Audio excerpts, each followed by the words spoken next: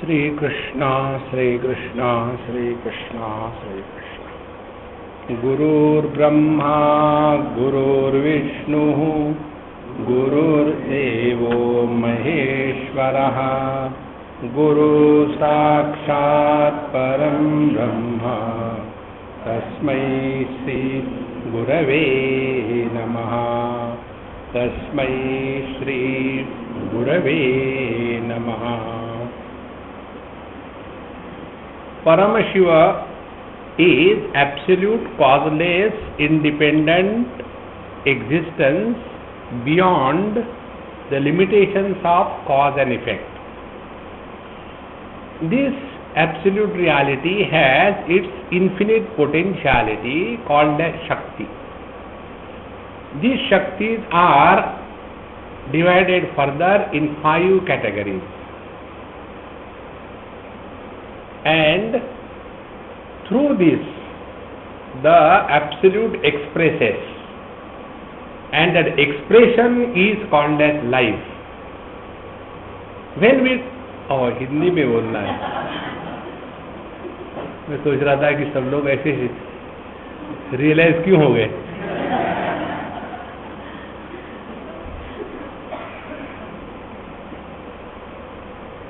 परम शिव के अभिव्यक्ति की जो कला है उसको कहते हैं शक्ति, और इस शक्ति की जो अभिव्यक्ति है उसको कहते हैं जीवन। और इस जीवन में जो अभिव्यक्ति है, अभिव्यक्ति के स्थान पर जब व्यक्ति प्रकट होती है तब वहां से संसार प्रारंभ हो जाता है। इसलिए हमने पहले कारणात्मक देखा, फिर कार्यात्मक देखा, फिर हमने अभिव्यक्ति देखी। अब अभिव्यक्ति में जो व्यक्ति है वो देखी। अब इसके पश्चात आता है यह जीव, इन सब का टोटल। तो कहते हैं ये जो जीव है ये कौन है। तो पहले जीवो ब्रह्मैव नापरः, जैसे भगवान शंकराचार्य कहते हैं कि यह जीव असल में देखा जाए तो शुद्ध चैतन्य मात्र ही है। तो इस जीव का जो स्वरूप है वह चैतन्य है, और यह चेतन सत्ता ही प्रत्येक माध्यम से प्रकट हो रही है, पहली बात। दूसरी बात, यह जो जीव है इसके रहने का जो स्थान है उसको कहते हैं स्थूल देह, और इसके जो प्राकट्य की प्रक्रिया है उसको कहते हैं सूक्ष्म देह। तो यह जो जीव स्थूल देह और सूक्ष्म देह के साथ रह करके इस जगत में अपने आप को प्रकट कर रहा है। और जगत क्या है? जगत है यह शब्द स्पर्श रूप रस गंध, इसका विस्तार। और देह क्या है? इन्हीं पंच महाभूतों का बना हुआ स्थूल देह।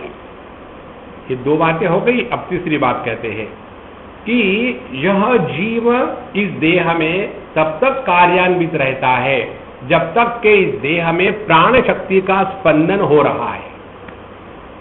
जहां प्राण रुक गए, कई बार होता है ना, हम भूल जाते हैं। इसी प्रकार से प्राण बाहर चले गए और भूल गए, अरे वापस जाना था, तो उसी क्षण मृत्यु हो गई। तो यह हो गया प्राण। तो जब प्राण चलते रहते हैं तभी तक यह जीव की इस देह में स्थिति बनी रहती है। उसके पश्चात चौथी स्थिति आती है कि यह जो जीव है इसका जो अंतःकरण है जिसमें यह 3 बातें हैं, मन बुद्धि अहंकार, और यह जो 5 तन्मात्रा है शब्द स्पर्श रूप रस गंध, इन 8 के द्वारा इसके जीवन की अनुभूतियां बनती है। इसलिए इन 8 को लेकर के कहते हैं यह है सूक्ष्म देह या लिंग देह या पुर्यष्टक।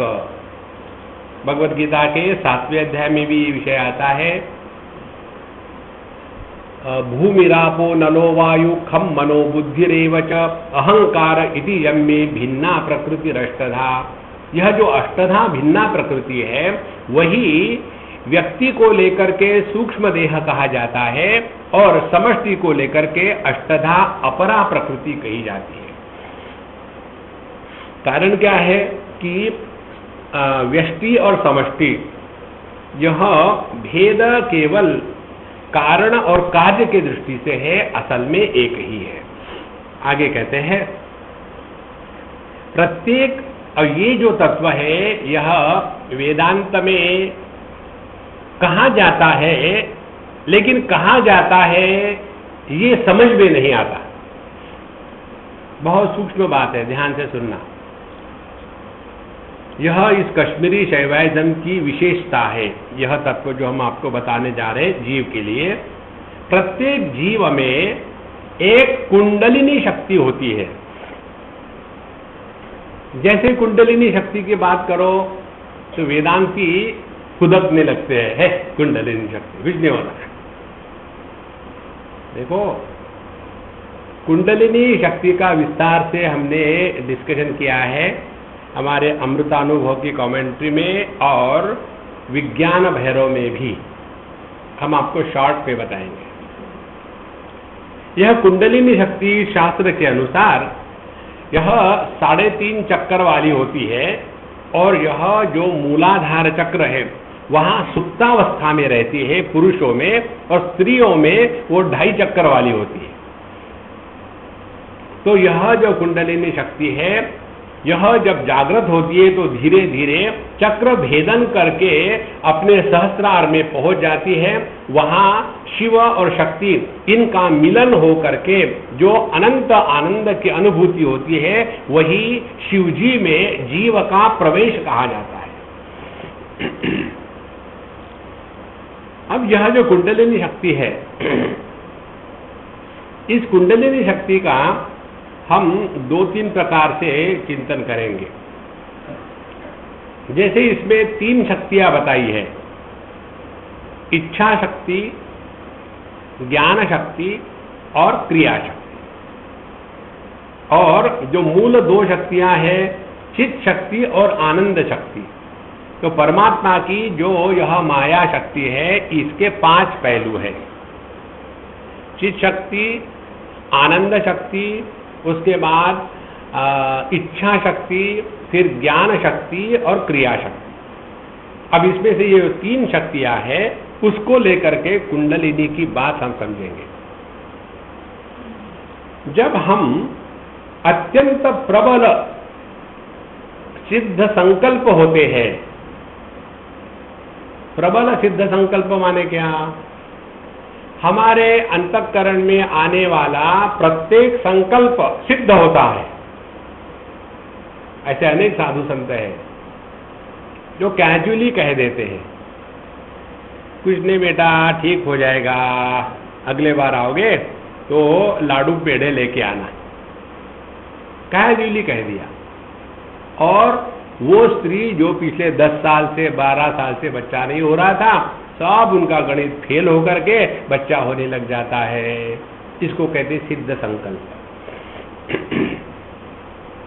तो जो सिद्ध संकल्प महात्मा होते हैं उनमें यह इच्छा शक्ति जो है यह प्रकट हो जाती है।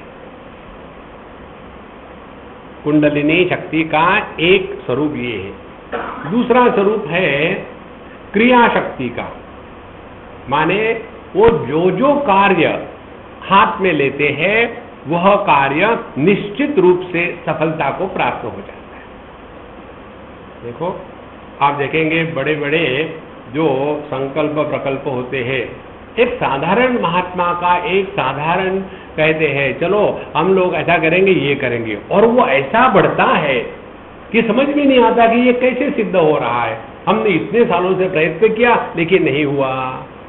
देखो, तो यह दूसरी अपने क्रिया शक्ति की परिपूर्णता, परिपक्वता है।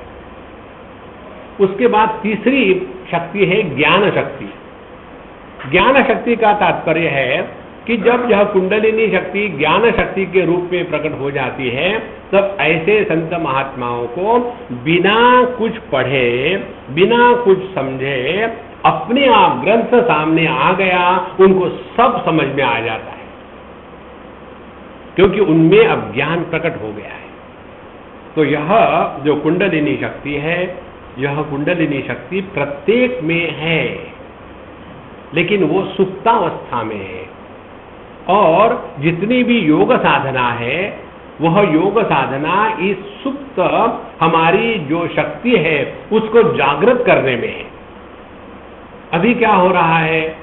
अभी हमारी जो शक्ति है, यह शक्ति जगत के विषयों में, भोग में नष्ट हो रही है।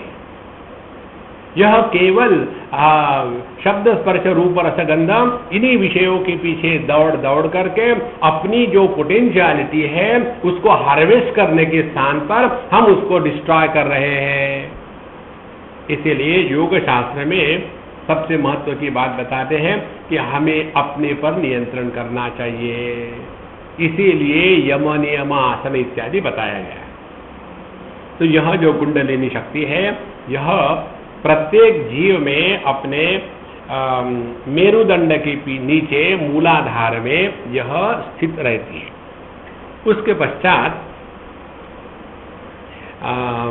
प्रत्येक जीव 3 प्रकार के अनुभूतियों में भटकता है, जागृत, स्वप्न और सुषुप्ति। और आगे एक बात बताते हैं कि यह जीव की एक चौथी भी स्थितियों में जाता है, जिसको कहते हैं तुरीया स्थिति। और यह तुरीया स्थिति को हम वेदांत की भाषा में समझे तो हम कहेंगे कि यह साक्षी चैतन्य है। तो जीव की साधना क्या हो गई कि यह अपने परिच्छिन्नता को त्याग करके परिपूर्णता की ओर अग्रसर होवे, तब जाकर के वो आध्यात्मिक साधना कर रहा है, अन्यथा वो केवल इस संसार में ही भटकते रहेगा। इस प्रकार से जिस जीव ने अपने इस साक्षी चैतन्य को पहचान लिया है, और कल भी हमने आपको बताया था, यह प्रत्यभिज्ञा शास्त्र माने यहाँ हमें अपने आप को पहचानना है। तो अपने आप को पहचानना है, और जिसने अपने को पहचान लिया है और उस पहचान के बाद देह वही रहेगा, सूक्ष्म देह वही रहेगा, जगत वही रहेगा, सभी परिस्थितियों में बदल नहीं आएगा।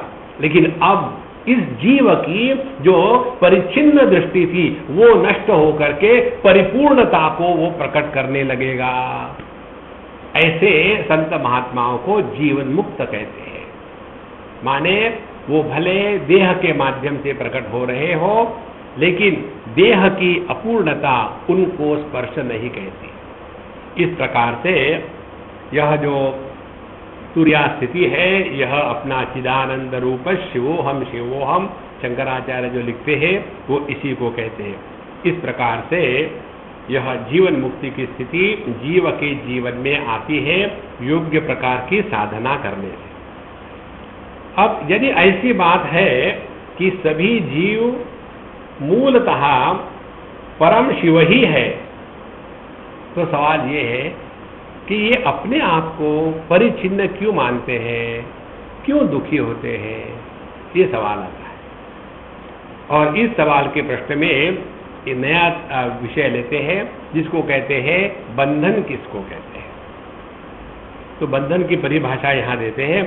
बंधन होता है, पहले 3 प्रकार के मल बताए गए हैं। एक है आणव मल, दूसरा है मायीय मल, और तीसरा है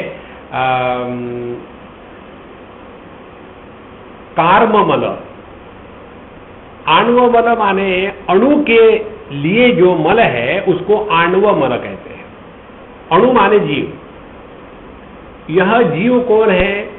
जिसने अपने स्वरूप को नहीं पहचाना, और अपने स्वरूप को नहीं पहचानना इसी को कहते हैं अज्ञान।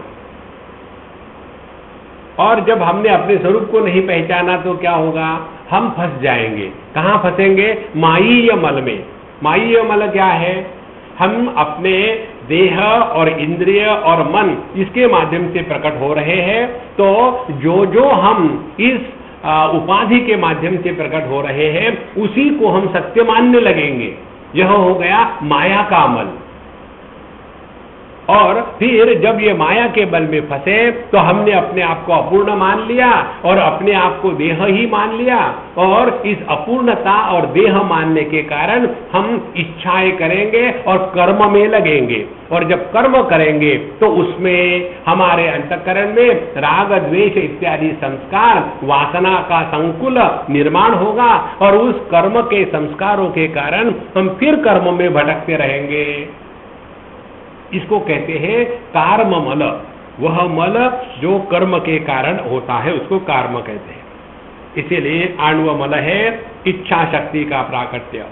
तो यह अणु का जो मल है ये कहां से आता है? ध्यान से सुनना। यह अणु माने अपने आप को परिच्छिन्न समझता है। क्यों समझता है? इसके लिए उत्तर है प्रभु की इच्छा। देखो, क्योंकि दोनों में इच्छाएं है, परमात्मा में भी इच्छा है, हम में भी इच्छा है। हमारी इच्छा बंधन कारक है, परमात्मा की इच्छा मोक्ष का कारण है। देखो, जब तक सपना सुंदर चलता है तब तक वह टूटता नहीं, और उसी सपने में एक एक्सीडेंट होता है तो अपने आप टूट जाता है। तो सपने में जो एक्सीडेंट होना है यह प्रभु की इच्छा से हुआ, क्योंकि फिर सपना टूट जाता है। इसी प्रकार से हमारे जीवन में यह आणव मल आकर के हम यहाँ अपने आप को सुखी दुखी समझते हैं, सक्सेसफुल फेल्यूर समझते हैं, और एक दिन ऐसा एक्सीडेंट होता है कि एकदम हम जो नशा में भटक रहे थे वो नशा एकदम टूट जाती है। तो परमात्मा की यह जो इच्छा शक्ति है, इसी के कारण हम इस अणुमल के प्रभाव में आकर के अपने को परिच्छिन्न मानते हैं। तो इस अणुमल का कारण परमात्मा ही है, बाकी कोई नहीं। उसके बाद यह जो माया का मल है, मायीय मल, ये क्या है? यह है परमात्मा की ज्ञान शक्ति। क्योंकि हमने देखा कि यह अंतःकरण के तीन भाग, मन बुद्धि अहंकार और पंच ज्ञानेन्द्रिय, पंच कर्मेंद्रिय, पंच प्राण और यह पंच तन्मात्रा, इन सब को मिला करके यह जो पूर्यष्टक सूक्ष्म देह बनता है वह ज्ञान शक्ति का विलास है। इसीलिए यह मायीय मल ज्ञान शक्ति की क्रिया है और कर्म मल यह क्रिया शक्ति की है। परमात्मा की क्रिया शक्ति वो है कि कुछ भी कर सकती है, और हमारी क्रिया शक्ति वो है कुछ भी करो फेल हो जाती है। देखो, जीवन में फेल्यूर बहुत महत्व की बात है। जब जीवन में फेल्यूर नहीं आता है ना तो आदमी को समझ में नहीं आता। ऐसे लगता है कि सब कुछ मैं कर रहा हूं, मेरे ही कारण सब कुछ हो रहा है, और यही तो बंधन का कारण है।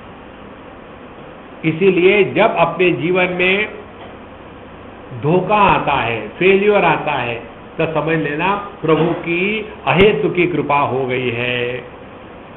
तो इन चीजों में फंसे रहना और अपने आप को एकदम परिच्छिन्न मान के रहना, यही तीन मलों का कार्य है। अणुमल, दूसरा है मायीय मल और तीसरा है कर्म मल। अब ये बंधन यदि इसको कहते हैं कि जब हम इस गंदगी में फंसे हैं तो बंधन में है, तो फिर सवाल आएगा मोक्ष किसको कहेंगे? जहां बंधन होगा वही मोक्ष की बात होगी।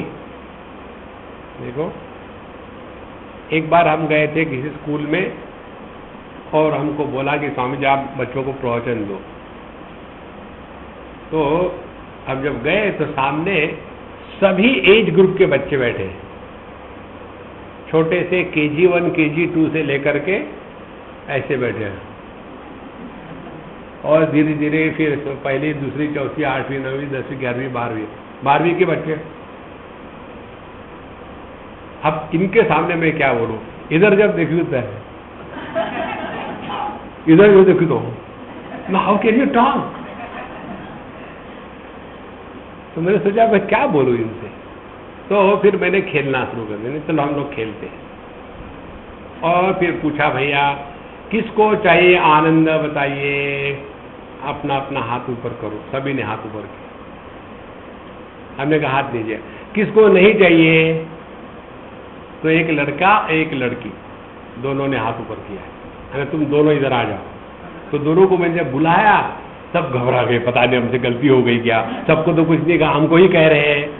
अब दोनों आ गए। आने के बाद फिर हमने कहा देखो बैठो, और फिर हमने पूछा बताओ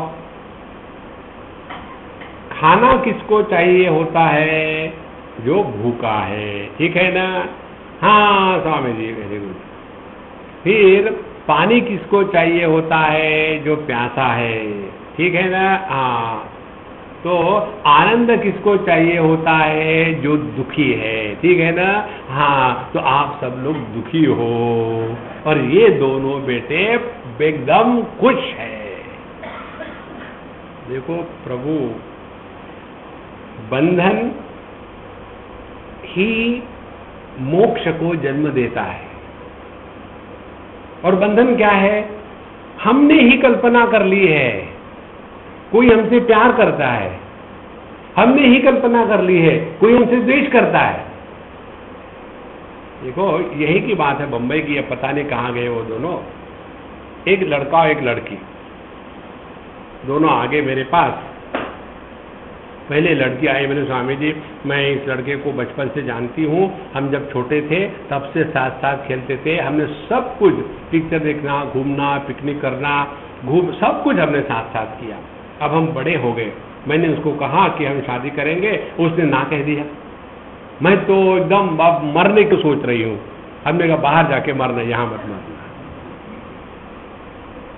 तो मैंने बोला उसको साथ बुला ले आओ। वो अब आया, बड़ा प्यारा लड़का, शांत। उसने कहा कि स्वामी जी ये जो कह रही है इसको मैं कैसे हाँ कहूँ? तो क्या हो गया?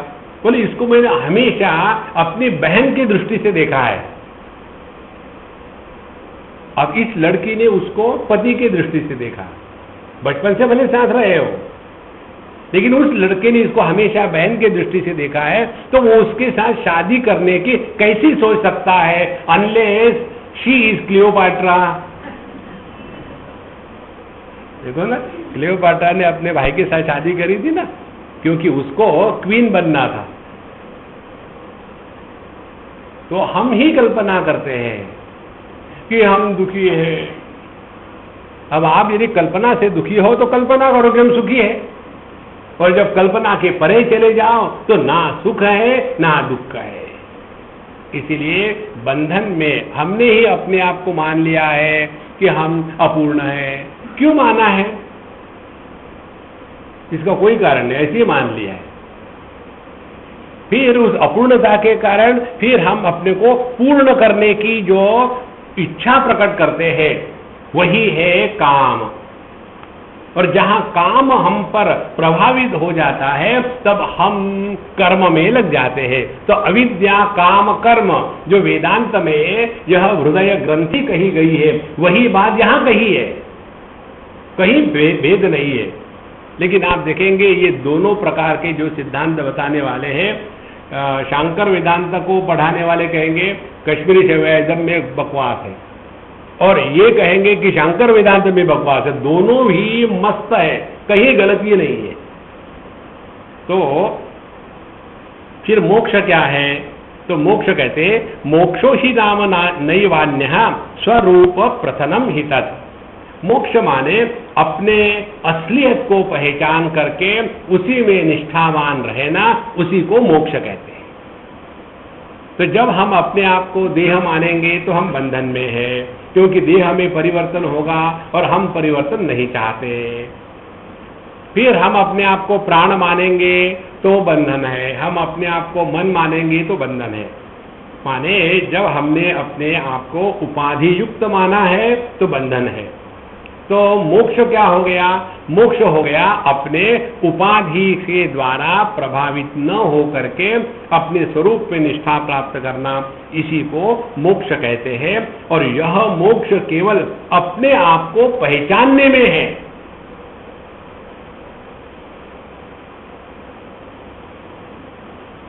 देखो शब्द हमको कानों के द्वारा ग्रहण होते हैं। कान के माध्यम से मन जब प्रकट होता है तभी यह ग्रहण होता है। यदि मन कानों के माध्यम से प्रकट नहीं हो रहा हो, जैसे गहरी नींद में, तो यह स्थूल जगत के स्थूल शब्द हम पर पहुंचते नहीं। तो जहां हमने विषयों का त्याग कर दिया तो आ गए इंद्रियों पर, इंद्रियों का त्याग कर दिया तो आ गए मन पर। और जब मन को ऐसे समझा कि जिस ज्ञान में आत्म भाव और अनात्म भाव निर्माण होता है वह मन, और जिस ज्ञान में आत्म भाव और अनात्म भाव यह द्वैत निर्माण नहीं होता वह चेतन सत्ता। अब इसमें हमने क्या किया है? कहीं स्थानांतरण नहीं हुआ है, कहीं कालांतरण नहीं हुआ है, किसी भी प्रकार का परिवर्तन नहीं हुआ है। इसको कैसे पहचान दूसरे को लखाएंगे? देखो, क्योंकि दूसरे को लखाने की प्रक्रिया क्या है? उसके गुणों का वर्णन करे। लंबा है, नाटा है, मोटा है, पतला है, लाल है, पीला है, सुगंध युक्त है, दुर्गंध युक्त है, प्यारा है, कड़वा है। लेकिन जो इन सभी विविधता का एकमात्र आधार है, उसको लखाने के लिए हम कैसे भाषा का प्रयोग कर सकते हैं? देखो, प्रकाश के द्वारा सभी रूप रंग प्रकाशित हो गए, लेकिन यही प्रकाश बिजली को प्रकाशित नहीं कर सकता। शब्द के द्वारा सभी प्रकार का नॉइज कर सकेंगे, लेकिन कितने भी शब्द हो रहे हो, यह शब्द बिजली पर प्रभाव नहीं डालते। इसी प्रकार से प्रत्यभिज्ञा का तात्पर्य है अपने स्वरूप को पहचानना मात्र।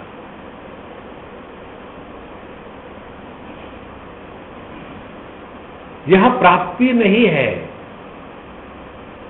इसलिए कि कभी खोया नहीं था। हमारे कबीर जी कहते हैं, देख कबीरा रोया, रंगी को कहते नारंगी, और दूध में है खोया, देख कबीरा रोया। खोया दूध में होता है ना, तो खोया माने खो गया। कहाँ खो गया? तो प्रत्यभिज्ञा का तात्पर्य है अपने स्वरूप को केवल पहचानना मात्र है। और अपने स्वरूप को हम तब पहचानेंगे जब हम जगत से उपरत हो जाएंगे। और यह बात केवल एक बार करनी है, 1000 बार करने की जरूरत नहीं है। इसीलिए यह जो अपना निरपेक्ष चेतन सत्ता का अनुभव है, इसमें निष्ठा होकर के रहना, यही मोक्ष है। बाकी सब ठीक है अपने स्थान पर। अब यह जो अपने स्वरूप को पहचानना है, इसके लिए क्या साधना करनी पड़ेगी, अगला विषय आता है। साधना के 4 पक्ष बताए गए हैं, और इस साधना के प्रक्रिया को इस शास्त्र में उपाय कहते हैं, या योग शास्त्र में जिसको योग कहते हैं, इसको उपाय कहते हैं। जैसे कैवल्य उपनिषद में आता है, श्रद्धा भक्ति ध्यान योगादवैहि योगात, जिसको योग कहा है उपनिषद में, इसी को इसमें उपाय कहा है। उपाय शब्द का अर्थ यदि संस्कृत भाषा के अनुसार लेवे, उपाय माने उप माने नजदीक, उपनिषद, उपाय, अयगतौ, जो हमको अपने स्वरूप के पास ले जाता है, उसको उपाय कहते हैं। जैसे हमने यहाँ आने के लिए क्या किया, पहले अपने घर का त्याग कर दिया, फिर गाड़ी में बैठे, फिर गाड़ी यहाँ तक आ गई, फिर गाड़ी का त्याग कर दिया, फिर चप्पल पहन के अंदर आए, फिर चप्पल का त्याग किया और यहाँ आके बैठे। तो हमने क्या किया उपाय में? एक को पकड़ा, काम होने के बाद छोड़ा। नहीं नहीं नहीं, हम कार से आए इतने दूर, कैसे छोड़ सकते, चलो कार को लेकर के कमरे के अंदर में आएंगे। इसीलिए उपाय का तात्पर्य है हम किसी वस्तु का प्रयोग करके उसका प्रयोजन पूरा होने के पश्चात उसका त्याग करना चाहिए। त्यागे नहीं कि अमृतत्व मानस। इसलिए 4 प्रकार के उपाय इस शास्त्र में बताए गए हैं। ये 4 उपाय है। एक है अनुपाय, बड़ा आनंद का विषय है। अनुपाय माने जो उपाय है ही नहीं। अरे राम, ये उपाय, हाँ यही उपाय, कोई उपाय नहीं। दूसरा है शांभवोपाय, तीसरा है शाक्तोपाय और चौथा है आणवोपाय। 4 प्रकार के उपायों में, इन 4 उपायों में से केवल 3 उपायों की बात शिव सूत्र में कही गई है। शांभवोपाय, शाक्तोपाय और आणवोपाय। तो यह जो शिवसूत्र ग्रंथ है यह पूरे साधना का पक्ष है। जैसे पातंजल योग दर्शन क्या है, उसका मूल आधार है सांख्य शास्त्र, और सांख्य शास्त्र में जिस पुरुष और प्रकृति की बात हो रही है उसमें प्रकृति को नियंत्रण में ला करके इस पुरुष को प्रकृति से हटाना, इसी को कैवल्य कहा है। पुरुष को वहां छूते नहीं। जो भी कुछ योग की साधना है वह केवल प्रकृति पर ही है। और जब प्रकृति पुरुष के जैसी अति पवित्र हो जाती है तब वह पुरुष अपने प्रकृति के प्रभाव से मुक्त हो जाता है। तो कैवल्य होता है प्रकृति का, ना कि पुरुष का। पुरुष तो हमेशा ही मुक्त है। प्रकृति में अकेवलता, अनेकता जो है वही विकृति है। इसलिए उपाय का तात्पर्य है हम ये 4 प्रकार के उपायों के द्वारा अपने स्वरूप के पास पहुंच जावे। तो उसमें पहले जो है अनुपाय, अनु का तात्पर्य है बहुत कम, माने केवल कहने के लिए। और ऐसा जो अनुपाय है वह होता है ईश्वर के अनुग्रह से या गुरु के शक्तिपात से। यह शक्तिपात और कुंडलिनी यह इस कश्मीरी शैवाइजम का विशेष रूप से महत्व का भाग कहा गया है। कितने संत महात्माओं के जीवन में ये बात घटी है। एक महात्मा जो हो गए, उनका नाम था गाडगे महाराज, जो आपने नाम सुना होगा, अपने यहाँ है ना स्वच्छता अभियान, गाडगे महाराज स्वच्छता अभियान।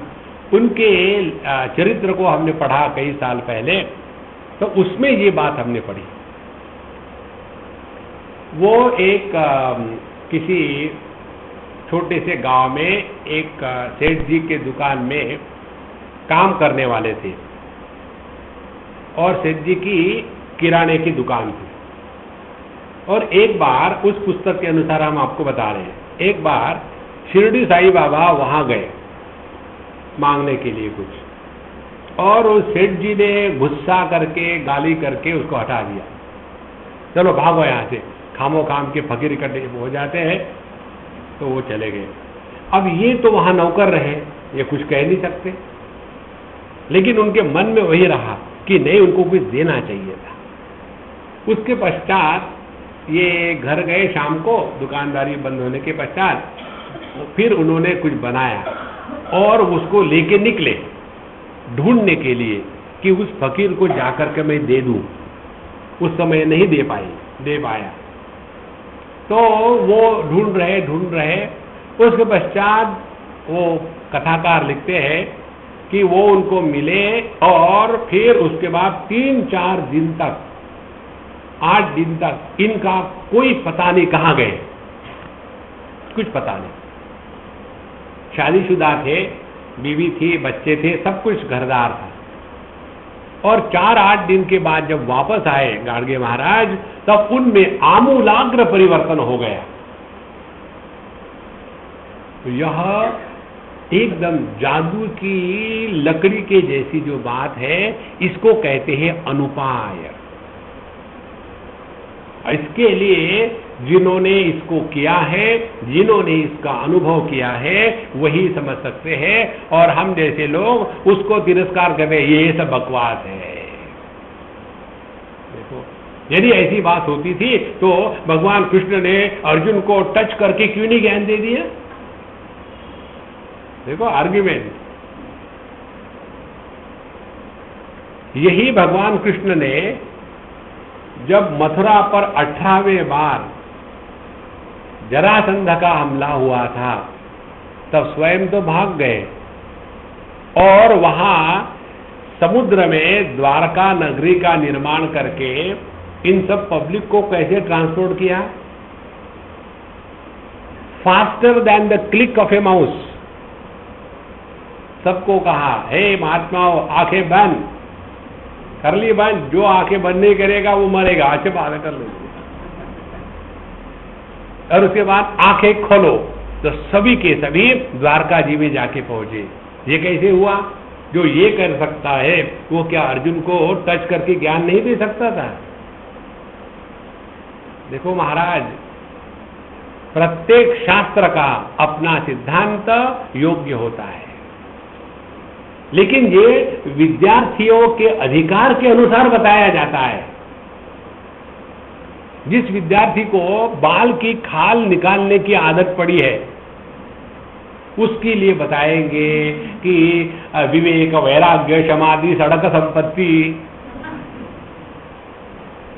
देखो, इसलिए यह जो अनुपाय है, यह अनुपाय ईश्वर के या गुरु के अनुग्रह से जब शक्तिपात हो जाता है, तो एक ही क्षण में सब कुछ एकदम स्पष्ट हो जाता है। लेकिन यह एक महत्व की कौशल, यह जो ईश्वर के या गुरु के अनुग्रह से अनुभव आता है, यह केवल एक सैंपल दिया जाता है। अभी हम ब्राजील गए थे, तो हम जब जा रहे थे वहाँ अर्जेंटीना से, तो अर्जेंटीना के हमारे होस्ट ने कहा कि स्वामी जी, आप जब ब्राजील जाओगे तो वहाँ उस दिन में सब्जी मार्केट लगता है, जैसे अपने इंडिया में सब्जी मार्केट लगता है ना, आठौड़ी बाजार, वैसा। तो वहाँ जरूर चले जाना। लेकिन विशेषता क्या है? बोले वहाँ फल खाने को फ्री मिलते हैं। ये क्या है? जाके देखो। फिर हम वहाँ गए हमारे होस्ट के साथ, तो उसको सब्जी उब्जी खरीदनी थी। और वहाँ कहीं भी चले जाओ तो आम, बढ़िया आम काट के पहले खा के देखिए, फिर देखो कितना बढ़िया है। तो हमने कहा मुझे नहीं चाहिए। तो मेरे होस्ट कहती है, स्वामी जी खरीदने की कोई जरूरत नहीं, खा सकते यार। हमने पूरा चक्कर ले लिया, पेट भर गया, इतना खाया। तो वहाँ सैंपल दिया था। इसी प्रकार से यह जो गुरु के या ईश्वर के शक्तिपात जिसको कहते हैं, उसी को अनुग्रह कहते हैं। शब्द भिन्न है, तात्पर्य एक ही है। देखो, जो अनुभव स्वामी विवेकानंद जी को आया था, वह केवल अपने गुरु के शक्तिपात या अनुग्रह के माध्यम से ही आया था। और रामकृष्ण परमहंस ने उनको कहा था कि तुमको मैं अभी कोई अनुभव नहीं दूंगा, जब तुमको ये अनुभव हो जाएगा तब तुम जिंदा नहीं रह पाओगे। देखो, इस अनुभूति को धारण करने के लिए जो क्षमता चाहिए, वो क्षमता जब तक नहीं होती तब तक के फिर कुछ उठाओ और फिर स्पॉन्डिलोसिस हो, गॉड क्या हो गया, ज्यादा ही उठा लिया। इसी प्रकार से अपनी औकात पहचानो।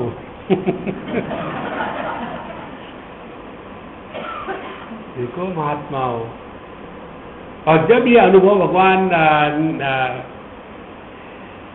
रामकृष्ण परमहंस ने इनको दे दिया, उसके बाद 3 दिन के अंदर में स्वामी विवेकानंद ने हरिओम बोल दिया था।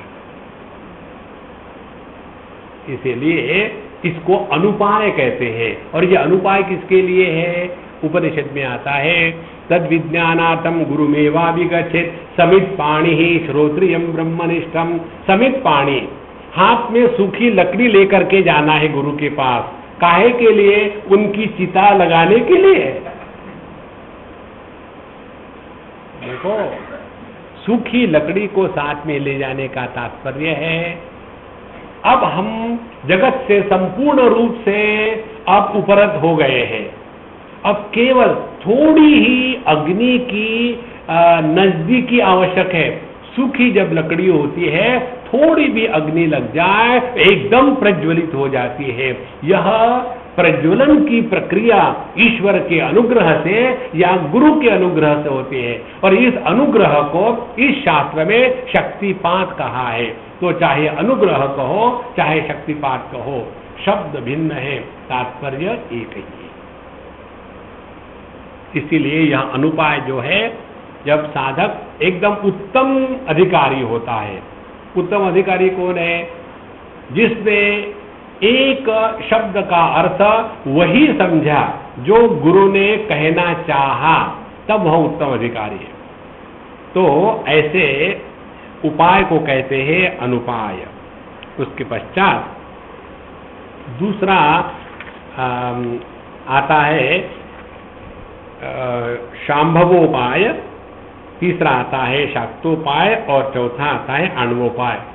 क्योंकि यह अनुपाय इस ग्रंथ में नहीं दिया है, हमने आपको शॉर्ट में बता दिया।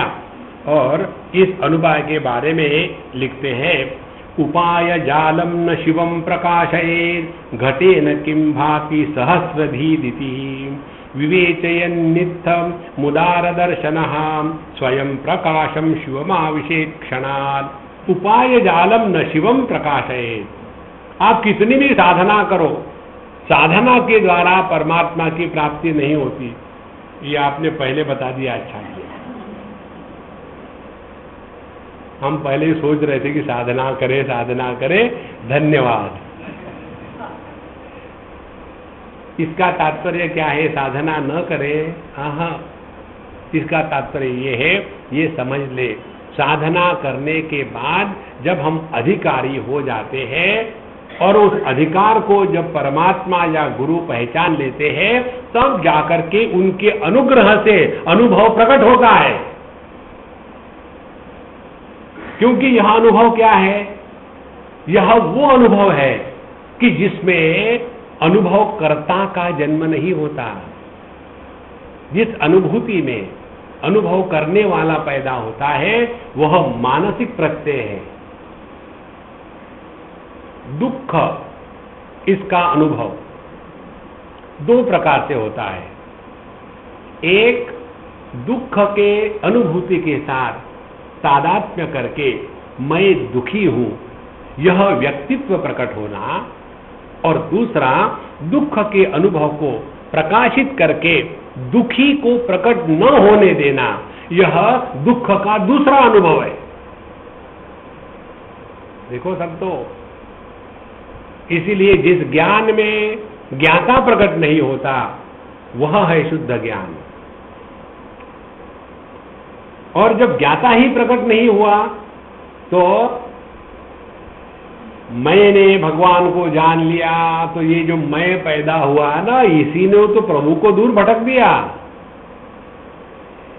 तो उपाय जालम नम शिवम प्रकाशयेत् का तात्पर्य ये है कि जिसने अपने स्वरूप को पहचान लिया है, वह पहचानने वाला ही गायब हो जाता है। भगवान शंकराचार्य लिखते हैं, समुद्र लहरें बन सकता है और बनता भी है, लेकिन लहर समुद्र नहीं बन सकती। भगवान रामकृष्ण परमहंस कहते हैं, एक नमक की गुड़िया, बारबी गुड़िया, सॉल्टी गुड़िया, समुद्र की गहराई को नापने के लिए गई और उसने बताया बाकी लोगों को, मैं अभी जरा देख के आती हूँ कितनी गहरा है। और जैसे उसने छलांग लगाई समुद्र में, कभी वापस नहीं आई। इसी प्रकार से जिस मैं ने इस प्रभु को पहचानने के लिए प्रयत्न प्रारंभ किया, वही जब गायब हो गया है तो किसने उपाय किया? देखो, इसीलिए उपाय जालम न शिवम प्रकाशयेत् घटे न किम भाति सहस्रधीदिति। देखो, क्या एक घट के द्वारा सूर्य को प्रकाशित किया जा सकता है? अब देखो, एक एक बात को ठीक समझ लेना। हमारी आंखें रूप रंग को प्रकाशित कर रही हैं। क्या रूप रंग आंखों को प्रकाशित कर रहे हैं? लाल रंग कहता है, देख देख वो आंख मेरी तरफ देख रही है। हाँ, इसी प्रकार से मन जो है इंद्रियों को प्रकाशित कर रहा है। इंद्रिय मन को प्रकाशित नहीं कर सकते। एक स्टेप और आगे चले जाओ। चेतन सत्ता मन के रूप से प्रकट हो रही है, तो क्या ये मन चेतन सत्ता को ग्रहण कर सकता है?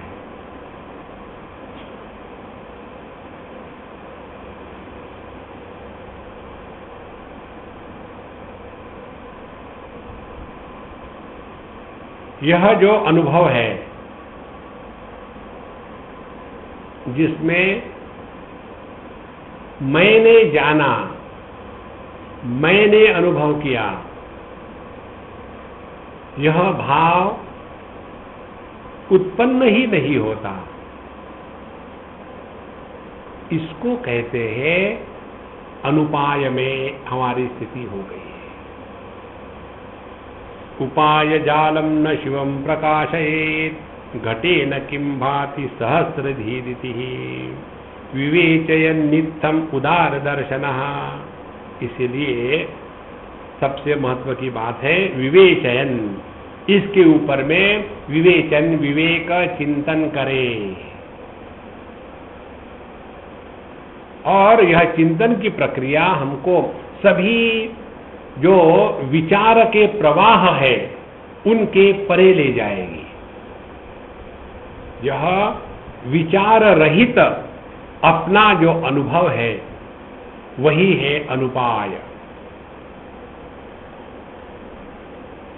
अब हमने ये आपको उदाहरण दिए पहले, इस उदाहरण से आप ये बताने का अपने आप को प्रयत्न करो कि आपने क्या समझा है। आंखों के द्वारा रूप रंग को देखते हैं, लेकिन जब उन्हीं आंखों को स्वयं पर रोका जाता है, माने जब हम अपनी आंखों से अपनी आंखों को देखना चाहते हैं, तो उस समय दृष्टि का क्या होता है? आंखें जब अन्य को देखती है तो दृष्टि कार्य कर रही है। वही आंखें जब स्वयं को प्रकाशित करने का प्रयत्न करती है तो उस दृष्टि का क्या हो गया? क्या आंखें कहेगी मैंने अपने को जान लिया? दृष्टि ही गायब हो जाएगी। इसी प्रकार से अनुपाय माने वह जिस अनुभूति में मैं प्रकट नहीं होता। तो इसके लिए विवेचन, केवल योग्य प्रकार का चिंतन चलता रहे। और ये चिंतन is not argument, logic, reason, no. इसीलिए आध्यात्म के क्षेत्र में हम इसके एकदम विरोधी है। कहीं भी डिस्कशन नहीं करना चाहिए। नहीं तो आर्ग्यूमेंट करेंगे, नहीं नहीं नहीं शंकराचार्य ने ये कहा, तू मेरे से बड़े हो क्या, मैं ज्यादा समझता हूं। हाँ, जहां लॉजिक और आर्ग्यूमेंट होती है ना, वहां परमात्मा दूर भागता है। अपने अनुभव के क्षेत्र में यदि प्रवेश करना है तो मौनम व्याख्या प्रकटित पर ब्रह्म तत्वम युवानम, सभी शब्द जालों के हमको परे जाना है। विवेचय नित्यम उदार दर्शनः स्वयं प्रकाशम शिवम आविशेत क्षणात्। और जैसे जैसे हमने इसके ऊपर चिंतन किया और चिंतन करते करते चिंतन करने वाला और चिंतन की प्रक्रिया दोनों भी जब गायब हो जाती है, बिस्तर पर लेटे और सोने वाला और सोने की प्रक्रिया जब दोनों गायब हो जाते हैं तो वहां शुरू हो जाता है ओम पूर्णमदः खर्र पूर्णात् पूर्णमुदच्यते खर्र।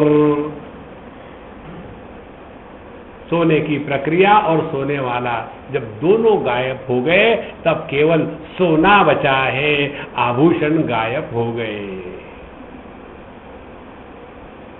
इसी प्रकार से इसमें ना तो कोई प्रक्रिया है, ना तो कोई लेना है, ना तो कोई देना है। स्वयं प्रकाशम शिवम आविशेत क्षणात्। भगवान रमण महर्षि अयमहम कुतो भवति चिन्वतः अयि पतत्यहम निज विचारण। अयम अहम कुतः भवति, ये मैं है कहाँ? इति चिन्वतः, यही वही शब्द है। इति विवेचयन, ऐसा जिसका चिंतन चल रहा है तो इस चिंतन में क्या हो जाता है? अयि पतति अहम, यह जो मैं है ये एकदम गायब हो जाता है। ये ऐसा ही है, एक दर्पण के सामने एक कैंडल को रखा, मोमबत्ती को जला दिया, उसका प्रतिबिंब दर्पण में है और यह जो मोमबत्ती है जलती हुई दर्पण के पास ले आए इतने नजदीक कि उस मोमबत्ती के ज्योति की गर्मी के कारण यह जो दर्पण है उसके पीछे में लगा हुआ जो मर्क्यूरी पेरोक्साइड है वो पिघल के निकल गया और इसीलिए उस क्षेत्र में जहां उसका प्रतिबिंब पड़ रहा था वो प्रतिबिंब अब नहीं पड़ रहा है। तो सवाल ये है वो प्रतिबिंब कहां गया? देखो संतो, तो हम ये कहेंगे क्या प्रतिबिंब रियलाइज हो गया? अरे महाराज, प्रतिबिंब होता तो रियलाइज होता ना।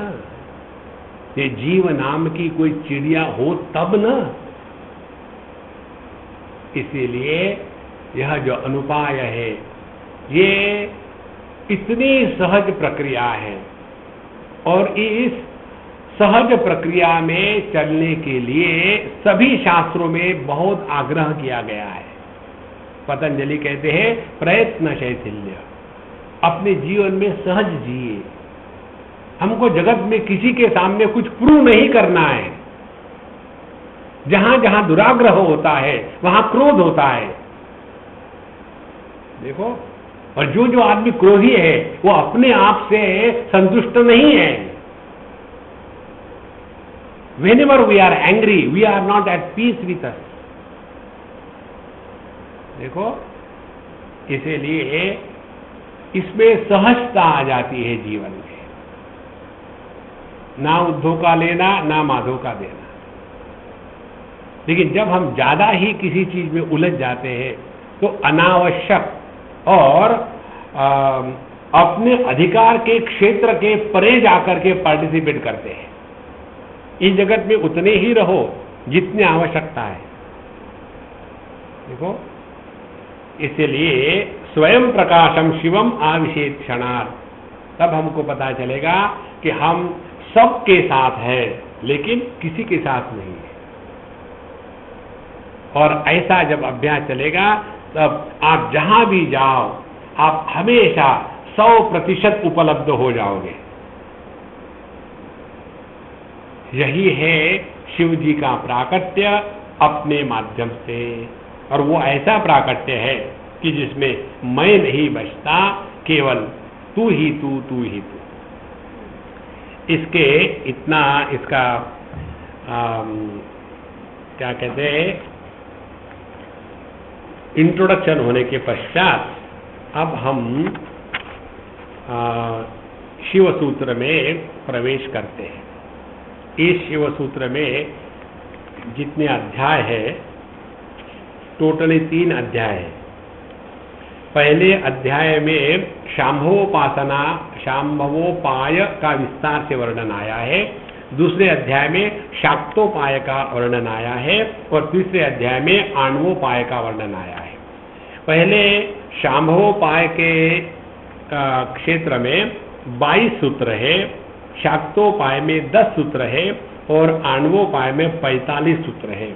इस प्रकार से 32 और 45 गणित कर लो, उतने सूत्र इसमें है और इसका एक एक सूत्र का हम विस्तार से, आराम से, शांति से अध्ययन करेंगे। क्योंकि जल्दीबाजी में तो ये फटाफट सूत्र है, इतना इतना सूत्र है। पहला सूत्र है चैतन्य आत्मा, हो गया। दूसरा सूत्र है ज्ञानम बंधा, हो गया। उससे कुछ नहीं होने वाला। इसलिए हम विस्तार से कमेंट्री के अनुसार जाएंगे और समझ लेंगे। पहले इस सूत्र को प्रारंभ करने के पहले प्रभु को स्मरण किया जाता है। रुद्र क्षेत्रज्ञ वर्ग समुदयति यतो यत्र विश्रांति मुच्छेद यत्तत्वं यस्य विश्वं स्फुरितमयमिदं जन्मयं विश्वमेतत् स्वाच्छन्द्यानंद वृंदोच्छलद मृतमयान मृत उत्तर स्पंद तत्वं चैतन्यम शांकरम तज्जयति यदखिलम द्वैत भाषा द्वयात्म। इसमें कहते हैं कि जो शुद्ध चेतन सत्ता है, शुद्ध चैतन्य है, वह शंकर है। शंकर का तात्पर्य क्या है? शम करोति इति शंकरः। शम माने जो हमारा भला करता है, करोति करता है, शम माने हमारा भला। हमारा भला कब होता है? हमारा भला केवल एक ही वस्तु में है कि हम अपने स्वरूप को पहचाने। जहां द्वैत की दुर्गंध है, वहां काम और क्रोध और लोभ और कर्म और जन्म मृत्यु बंध ये हमेशा बना रहेगा। इसीलिए जो चैतन्य हमारा शंकर है, शंकर शम करोति, तो उस परमात्मा को जो इस संपूर्ण जगत में अद्वैत के रूप में रहते हुए भी द्वैत सा प्रकट हो रहा है और यही इस जगत का निर्माण करने वाला, इसका संहार करने वाला और इसका रक्षण करने वाला है। यही जो यत् तत्वम, यह जो मूल तत्व है, इस मूल तत्व से ही यह संपूर्ण विश्व विश्वम स्फुरितमयम इदम, यह संपूर्ण विश्व प्रकट हुआ है। और यही परमात्मा, यही परम शिव अपने स्वतंत्र इच्छा के अनुसार इस संपूर्ण जगत को अपनी शक्ति के द्वारा अनेक प्रकार से रख करके इसी में आनंद को अभिव्यक्त कर रहा है। इसीलिए यह संपूर्ण जगत भगवान के केवल आनंद की ही अभिव्यक्ति है। जिसने इस जगत में इस आनंद के अभिव्यक्ति को पहचाना है, उसी ने परमात्मा को, परम शिव को योग्य प्रकार से प्रणाम किया है। तो इस प्रकार से चैतन्यम शांकरम तज्जयति यद अखिलम द्वैत भाषा द्वयात्म, इस द्वैत के आभास को जो अद्वय तत्व आधार दे रहा है, उस शंकर जी को हम प्रणाम करते हैं। इन्होंने ऐसा करने के पश्चात फिर क्षेमराज जो है, जिनके कमेंट्री शिवसूत्र पर मानी गई है, अनेक कमेंट्रीज है, केवल एक का ही हम अध्ययन करेंगे। तो यहाँ अपने कमेंट्री को प्रारंभ करते हुए लिखते हैं, आसमंजस्य मालोक्य वृत्ति नामी तत्वतः शिवसूत्रम व्याकरोमि गुरुवाम नाय विनागतः। हमने इस शिवसूत्र के ऊपर में अनेक लोगों के विचार सुने हैं और पढ़े हैं, और उसमें कई जगह में हमको शास्त्र के मर्यादा का उल्लंघन और शास्त्र की हानि नजर आई, और इसीलिए उसको ठीक करने के लिए फिर से हम इस पर एक भाष्य के रूप में लिख रहे हैं। और इसीलिए उन्होंने इस शिव सूत्र पर अपना भाष्य लिखना प्रारंभ कर दिया है। अब वो प्रारंभ करने के पहले उन्होंने पहले इस शिव सूत्र का निर्माण कैसे हुआ है, ये अपने इस कमेंट्री के प्रारंभ में कहा है। कहते हैं, इस जगत में, माने कश्मीर की घाटी में, एक महादेव नाम का पर्वत है, गुरु महाराज हो गए हैं। वहाँ वसुगुप्त नाम के एक बहुत बड़े भगवान महादेव के भगत थे। और उनका उस भगवान के प्रति समर्पण पूर्ण था। उसी समय में भी अनेक भिन्न भिन्न प्रकार के मार्ग अवलंबी लोग जैसे नागबोधि और अनेक भिन्न प्रकार के सिद्ध थे, लेकिन वो केवल सापेक्षता के क्षेत्र में ही रहने वाले थे। ध्यान से सुनना, सिद्ध मार्ग पर चलने वाले अनेक साधु संत होते हैं। भगवान रामकृष्ण परमहंस भी सिद्ध मार्ग के, कुंडलिनी मार्ग के ही चलने वाले थे, लेकिन उनकी निष्ठा अद्वैत की थी। ऐसे अनेक साधु संत होते हैं जिन्होंने यह अपने सुप्त शक्तियों को जागृत करके, प्रकट करके, लेकिन वो केवल द्वैत के ही संसार में फंसे रहते हैं। और इसीलिए फिर ऐसे जो महात्मा होते हैं वो अपने शक्ति के प्रदर्शन के द्वारा अपना उल्लू सीधा कर लेते हैं। देखो, रामकृष्ण परमहंस कहते थे कि सबसे बड़ा बंधन और जो प्रतिबंध साधक के जीवन में आता है कि जब उसमें यह सुप्त शक्तियां प्रकट होने लग जाती है। देखो, जब व्यक्ति को कोई भी चीज आती हो तो उसको प्रकट करने के लिए आदमी बड़ा तड़पता है। एक बार हम किसी के यहाँ गए थे, खाने को टाइम था, तो हमने कहा ठीक है हम न्यूज़पेपर पढ़ेंगे। तो वो सिंधी थे। हमें जी 1 मिनट, क्या? वो अपनी हारमोनियम लेकर के डाइनिंग टेबल पर आए। मैंने कहा भाई मैं हारमोनियम नहीं बजाता। बोले नहीं, मैंने अभी अभी सीखा है। अरे बाप रे, पहले सिंधी और दूसरा संगीत, असंभव। आपने कभी किसी सिंधी को सुना है कि बहुत बड़ा गायक हो गया? हो ही नहीं सकता। अच्छा, ये महात्मा जी वहाँ ये हारमोनियम लेके आए डाइनिंग टेबल पर और अब शुरू कर दिया, स्वामी जी मैंने अभी अभी सीखा है। और उन्होंने डायरेक्टली गाना शुरू कौन सा कर दिया, छोटा मोटा गाओ तो ठीक है, हाँ, फिर उन्होंने शुरू कर दिया वो बैजू बावरा का गाना, हरि ओम। तो मैं भागने लगा, इनफ इनफ इनफ। एक छोटी सी बात यदि आदमी में प्रकट होने लगे तो उसका प्रदर्शन करने के लिए आदमी तड़पता है, और जिसमें यदि ये दैवी शक्तियां प्रकट हो गई तो वो चुप रहेगा क्या? इसीलिए यहाँ कहते हैं कि 2 प्रकार के साधक लोग सिद्ध पुरुष होते हैं, जिन्होंने इन शक्तियों को प्रकट करके इसके द्वारा लोगों को वश में रखते हैं। ये ऐसा ही है। एक व्यक्ति के पास बहुत सारा पैसा है, तो वो जब तक पैसे का प्रदर्शन नहीं होगा, पैसे का मतलब क्या है, तो फिर क्या करें? हम 7 स्टोरी का पार्किंग लॉट रखेंगे। क्यों? पैसा है। उसके बाद 12 स्टोरी का हमारा बेडरूम होगा, और उसके ऊपर में जाकर के मच्छर के जैसा हेलीकॉप्टर आके बैठेगा। क्यों? पैसा है बाबा, इसीलिए। देखो संतो, जब पैसे की शक्ति आती है तो उसका प्रदर्शन करना जरूरी है।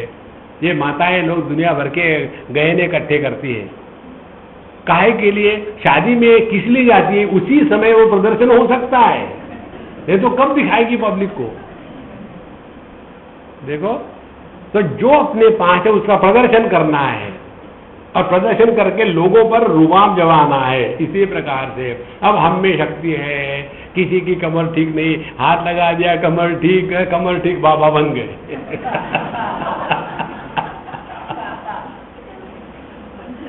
देखो महाराज, ये बात इस ग्रेट संत ने, जो वसुगुप्त थे, उन्होंने पहचानी, और इसीलिए उन्होंने उस मार्ग का अनुसरण नहीं किया। तो क्या हुआ? ऐसे जो शुद्ध अंतःकरण के साधक होते हैं, भगवान के प्रति समर्पित भक्त होते हैं, ऐसे वसुदेव गुप्त ने कदाचिदसौ द्वैत दर्शन अवधीशित प्राये जीवलोके रहस्य संप्रदायो मा विच्छेदी इत्याशयतः अनुजिघृक्षा परेण परमशिवेन स्वप्ने अनुगृह्य उन्मिषित प्रतिभकृतः यथा। तो ऐसे शुद्ध अंतःकरण के साधक को देखने के बाद भगवान शिव ने सोचा कि अब इसके ऊपर अनुग्रह करने का यह अधिकारी है, और फिर उन्होंने उनको सपने में जाकर के ये बताया, अत्र महीभृति महती शिलातले रहस्यम अस्ति तत् अधिगम्य अनुग्रह योगेषु प्रकाशय इति। उन्होंने बताया कि यह जो पहाड़ है, इस पहाड़ में एक बड़ी शिला है और इस शिला के नीचे में दूसरा एक पत्थर है और उस पत्थर पर शिव सूत्र लिखे हैं। इनको तुम पढ़ो, उसका अध्ययन करो और जो योग्य अधिकारी है उनको इस शिव सूत्र के माध्यम से इस तत्व को प्रकट करने के लिए तुम प्रयत्न में लगो, यही तुम्हारे जीवन का प्रयोजन है।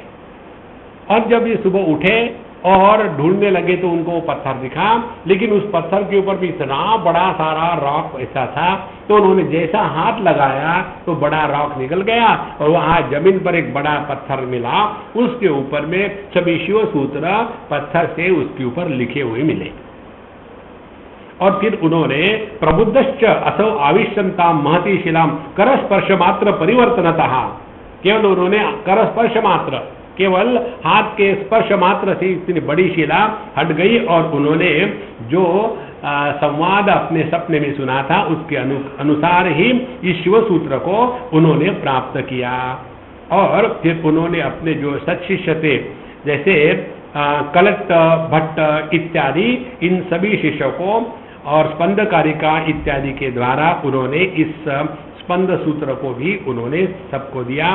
और इस शिव सूत्र का निर्णय करने के लिए अब हम यह सूत्र प्रारंभ करते हैं, इसके ऊपर टीका प्रारंभ करते हैं। इस प्रकार से पहले इन्होंने इंट्रोडक्शन दिया कि यह शिव सूत्र आए कहाँ से, तो यह शिव सूत्र मनुष्य निर्मित नहीं है। यही बात वेदों के बारे में कहते हैं। वेद जो है यह मनुष्य के द्वारा निर्मित नहीं है। वेदों को अपौरुषेय कहते हैं। अपौरुषेय माने जिनको पुरुषों के द्वारा माने मनुष्य के द्वारा निर्माण नहीं किए गए हैं। जो ग्रंथ मनुष्य के द्वारा निर्माण किए जाते हैं उसमें भेद का प्रतिपादन होता है, और जब भेद का प्रतिपादन होगा तो धर्म के नाम पर अधर्म का ही विस्तार हो जाता है। इसीलिए आप देखेंगे केवल अपने वेदों में ही यह जो भेद है इसका एकदम तिरस्कार किया है। अभेद दर्शन ही ज्ञान है, जो भेद दर्शन है वह अज्ञान है। तो जैसे वेद अपौरुषेय है वैसे यह शिव सूत्र भी अपौरुषेय माने जाते हैं। इसीलिए यह इंट्रोडक्शन महत्व की है कि यह किसी एक व्यक्ति के, मर्त्य व्यक्ति के द्वारा निर्मित ज्ञान नहीं है। अब पहला सूत्र आता है चैतन्य आत्मा, चैतन्य आत्मा, बस इतना ही सूत्र है। अब देखो ऐसे सूत्रों पर चिंतन करने के लिए बहुत सूक्ष्म बुद्धि की आवश्यकता है। सूक्ष्म बुद्धि किसको कहते हैं? हमारे स्वामी अखंडानंद जी महाराज के पास सभी मारवाड़ी लोग इकट्ठे होते थे, बाकी भी होते थे। तो एक बार सब बैठे हुए थे और एक मारवाड़ी अम्मा गई, बोले महाराज जी आप तो स्थूल बुद्धि के हैं, हम तो सूक्ष्म बुद्धि के हैं, हमको कुछ समझ में नहीं आता, आप स्थूल बुद्धि के, आप हमको समझाओ। तो ये स्थूल बुद्धि सूक्ष्म बुद्धि इसका भी अर्थ जिसको मालूम नहीं उसको क्या खाक समझाएंगे? तो यहाँ अत्यंत सूक्ष्म बुद्धि का विषय है। कहते हैं चैतन्यम आत्मा। अब इस